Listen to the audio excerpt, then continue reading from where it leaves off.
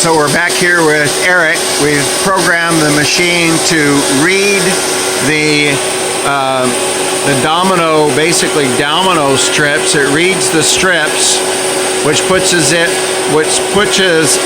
Eric roughly in the right spot, and then the machine analyzes how close to the original drawing we want, and then it's moving at the same time Eric is.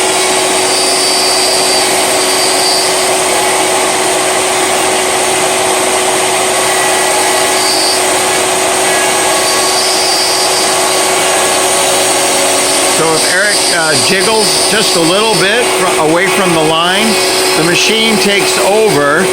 This router part comes in and out and right and left. As Eric jiggles it, it will take over and adjust and go exactly as programmed on the computer, which you didn't get to see that.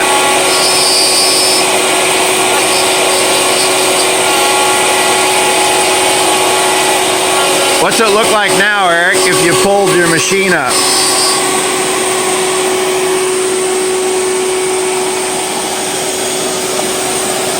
So our first pass went and grooved this out around the edge. Our now second pass is taking the meat out from the center.